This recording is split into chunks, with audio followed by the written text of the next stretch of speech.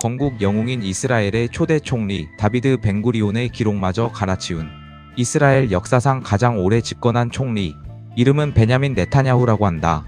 1996년 최연소 총리로 처음 등극한 이후 중간에 10년 공백기를 제외하고 지금까지 쭉 집권하고 있다고 한다. 사실상 이스라엘의 현대사 그 자체라고 해도 과언이 아닌데, 그의 정책 중 가장 눈에 띄는 강력한 안보, 시장 경제 중심의 개혁을 통해 이스라엘을 하이테크 강국으로 탈바꿈시켰다고 한다. 그의 지지자들은 네타냐후를 킹이라고 부르며 대체 불가한 안보 전문가라고 부르는 반면, 반대편에서는 그의 장기 집권이 이스라엘의 민주주의를 위협한다며 날카롭게 대립하고 있다고 한다. 이스라엘의 철권 통치자인 네타냐후에게도 귀여운 애칭이 있는데 바로 비비라고 한다. 그 유래는 단순하게도 어린 시절 집안에서 불리던 애칭이라고 한다. 이스라엘에서는 베냐민이라는 긴 이름을 줄여 부르는 습관이 있는데, 가족과 친구들이 부르던 이 이름이 대중에게 퍼지며 이제는 명실상부 그의 상징이 됐다고 한다. 흥미로운 점은 네타냐후 본인이 이 별명을 정치적으로 아주 영리하게 활용했다는 것이라고 한다.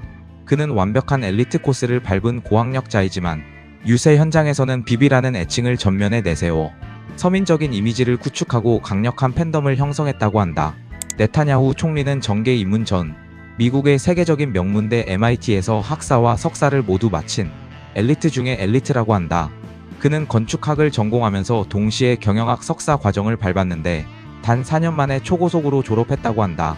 실제로 그는 시간을 아끼려고 식사 시간까지 계산해서 움직이는 철저한 갓생의 표본이었는데, 당시 지도교수들은 그를 두고 매우 명석하고 집중력이 뛰어난 학생이라며 극찬을 아끼지 않았다고 한다. 재미있는 점은 그가 단순히 공부만 잘하는 공부 벌레가 아니었다는 사실이라고 한다. 그는 당시 벤자민 니타이라는 미국식 이름을 쓰며 현지 친구들과도 아주 잘 어울렸는데, 그가 워낙 논리적이고 토론에 강하다 보니 동기들 사이에서 저 친구는 나중에 이스라엘 대통령이 되거나 아니면 세계적인 CEO가 될 것이라는 예언이 이미 파다했다고 한다. 네타냐후 총리는 이스라엘 군에서도 최정예 중에 최정예로 꼽히는 사이렛 메트칼의 팀장 출신이라고 한다. 이 부대는 국가기밀작전과 테러 진압을 전담하는 곳으로 우리나라로 치면 국정원 블랙 요원과 특전사 707 부대를 합쳐놓은 듯한 무시무시한 곳이라고 한다. 그는 이곳에서 근무하며 수많은 비밀 작전에 투입되었는데, 1972년 사베나 항공 납치 사건 당시에는 정비공으로 위장해 비행기에 침투하는 대담한 작전을 펼치기도 했다고 한다. 흥미로운 사실은 그가 군 복무 시절 보여준 완벽한 위장과 정보 수집 능력이 거의 스파이 수준이었다는 점이라고 한다. 적진 깊숙이 침투해 정보를 캐내고 소리 없이 복귀하는 작전을 수없이 수행했는데, 당시 그의 상관들은 비비는 상황 판단력이 워낙 빨라 적진에서도 전혀 당황하지 않는 강심장이라고 입을 모았다고 한다.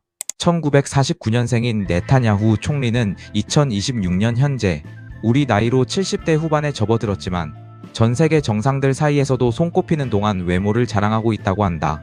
화면에 비치는 팽팽한 피부와 흐트러짐 없는 모습 때문에 비비 총리의 시계만 거꾸로 가는 게 아니냐는 농담이 나올 정도라고 한다.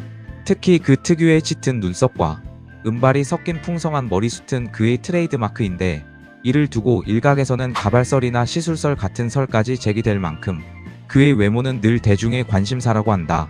사실 이동안 외모의 진짜 비결은 지독할 정도의 철저한 자기관리에 있다고 한다. 식단 또한 굉장히 까다롭게 관리하는 것으로 유명한데, 신선한 채소와 단백질 위주의 유대인 전통 식단을 고수하며 적정 체중을 유지하는 것이 젊음을 유지하는 핵심이라고 말했다고 한다. 오죽하면 같이 일하는 젊은 보좌관들이 그의 강철 체력을 따라가지 못해 먼저 혀를 내두를 정도라고 한다. 천하의 네타냐후 총리도 무너뜨리는 치명적인 유혹이 있으니 바로 피스타치오 맛 젤라또라고 한다. 한때 이스라엘 언론에서는 총리 관저에서 아이스크림 구입비로 연간 수백만 원을 썼다는 보도가 나와 세간을 떠들썩하게 한 적이 있다고 한다. 특히 그가 단골로 이용하던 예루살렘의 한 젤라또 가게에서 피스타치오와 바닐라 맛을 대량으로 주문했다는 사실이 밝혀지자 반대파들은 국민 세금으로 디저트 파티를 하느냐며 맹비난을 퍼부었다고 한다.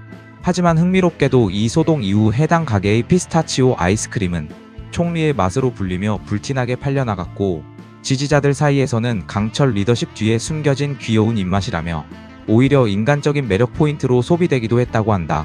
네타냐후 총리의 집무실에는 그가 인생의 롤모델로 삼는 영국 총리 윈스턴 처칠의 흉상이 놓여 있다고 한다. 그는 자타공인 처칠 덕후로 유명한데 단순히 존경하는 수준을 넘어 처칠의 연설문과 저서들을 거의 암기할 정도로 탐독하며 자신의 정치 철학을 다졌다고 한다. 특히 제2차 세계대전 당시 처칠이 보여준 타협 없는 결단력과 대중의 비난 속에서도 굴하지 않는 신념을 자신의 정치적 지표로 삼고 있다고 한다. 그는 국제회의나 연설에서 처칠의 명언을 자주 인용하며 자신을 현대판 처칠로 포지셔닝하는 전략을 즐겨 쓴다고 한다. 네타냐후는 단순한 정치인을 넘어 베스트셀러 작가이기도 하다고 한다.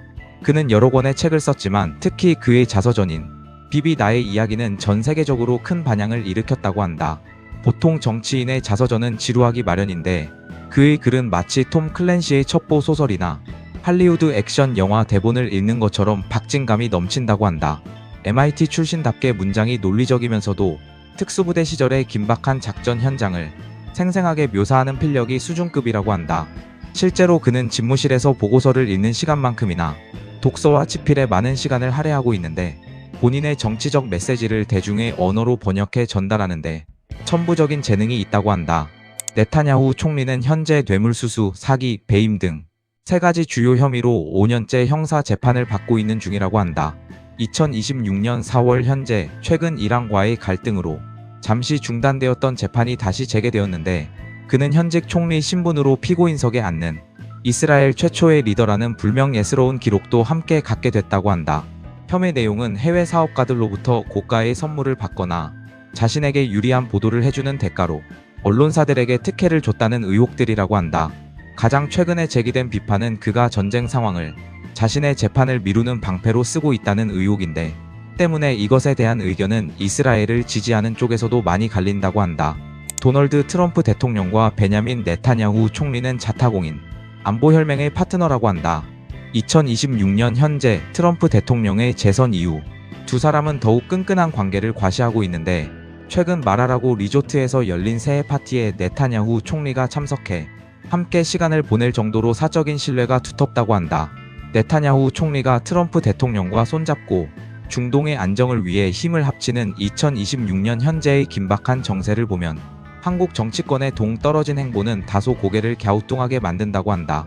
당연히 미국에서는 이런 것 하나하나로 동맹을 대하는 품격의 차이를 느낄 것이라고 하는데 2026년에 한미 동맹이 더욱 굳건해지려면 우리도 이스라엘처럼 확실한 안보관을 가진 파트너가 되어야지. 정치적 이득을 위해 동맹을 흔드는 식의 정치는 이제 끝내야 한다는 목소리가 높다고 한다. 그렇다면 마지막 질문.